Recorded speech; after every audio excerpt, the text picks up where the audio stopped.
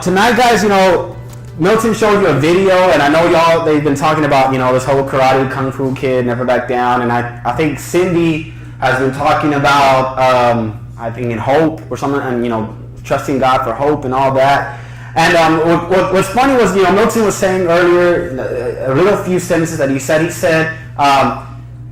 in order, I guess, for like the battlegrounds, you have to go through training and all that to get, for your dreams to go through, you're going to have to go through some stuff. But I believe for you to get to your dreams, for you to achieve your dreams, you also have to learn the discipline of your heart. Your discipline of what is your motive? Why do you come to church? Is it because of a guy or a girl? What's your purpose? It goes not only just for church, but in every area. What is your motive to do things? If your heart isn't in the right place, if you want to serve in the church and all that stuff, but your heart is so distant, then what's the point of serving God? What's the point of helping out in the PAT team, in the Crossfire, in your school? What's the point if your heart isn't in the right place?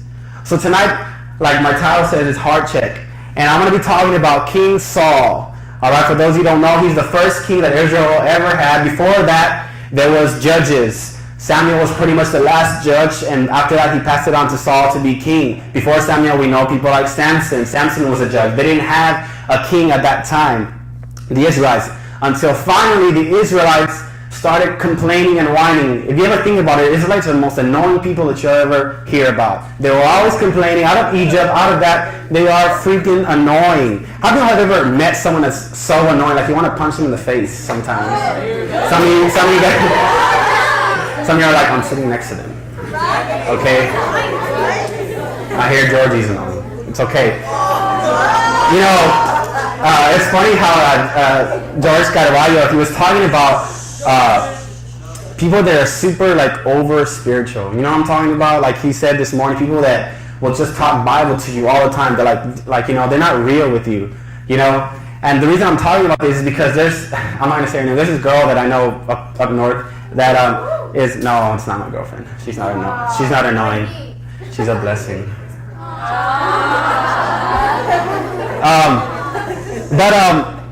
But this person, she will.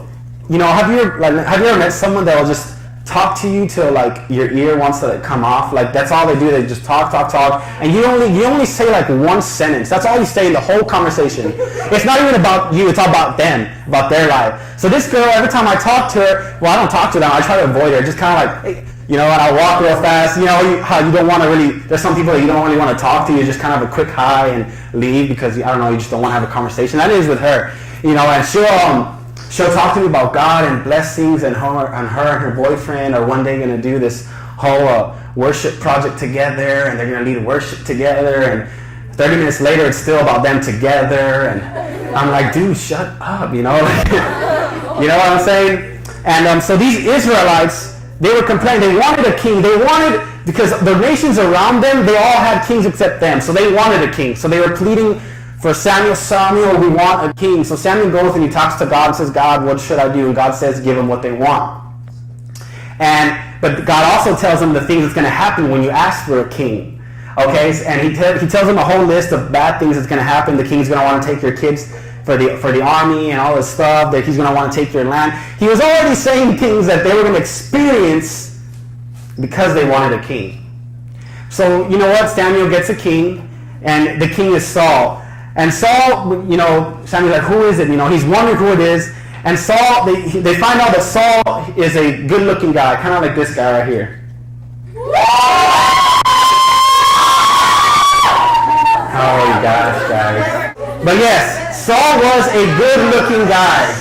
All right, you can take that before you guys lust over him. I know y'all are in your mind thinking about different things that you want to, do to him or kiss him.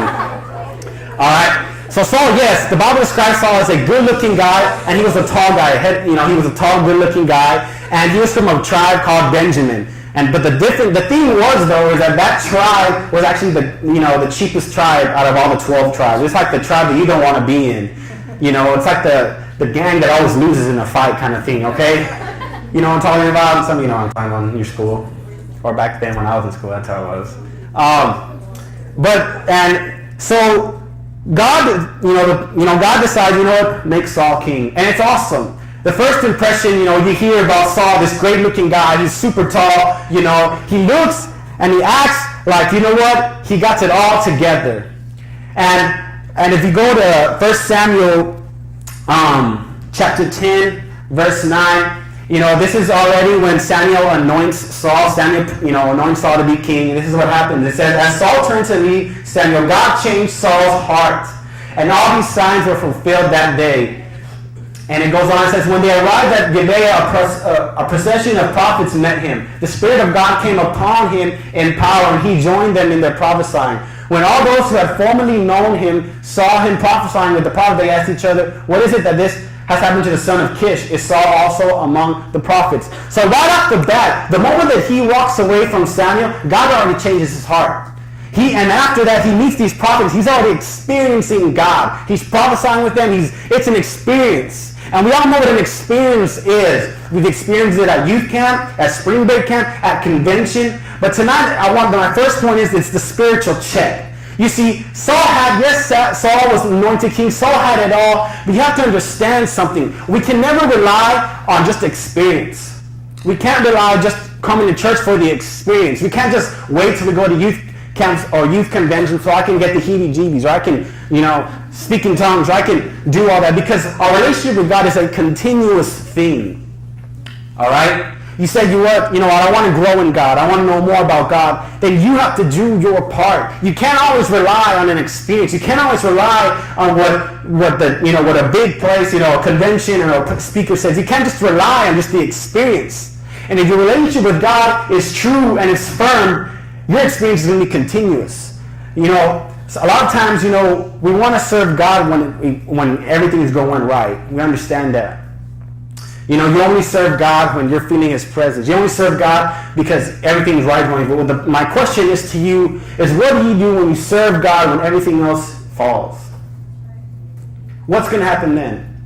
I have a professor named Owensby, Gardner Owensby. He's the youth director for Southwestern Assemblies of God University. He's a good guy. I hope one day Milton will invite him to come speak. He's legit, too legit to quit right now. He always says this one thing. Every time he prayed, I remember we would pray before class, and he always says this one thing. He always states this. When he's praying, he always says, whether you feel God or not, He is in this place. Whether you feel God or not, He is in this place. Because God is everywhere. It doesn't matter whether you feel Him or not. He is sovereign. He is there. All right? And the sad thing about this, though, is that sometimes we're like that. We only want to serve God when everything else is going good, or when we're feeling the presence of the Word. But what happens when you don't feel Him? What's your motive? Some of you, maybe you just come to church because you just want to get that feeling. Why? Why don't you come to church? Because you want to grow. Because you want to learn more about God. What's your motive? That's my question. What is your motive of coming to church?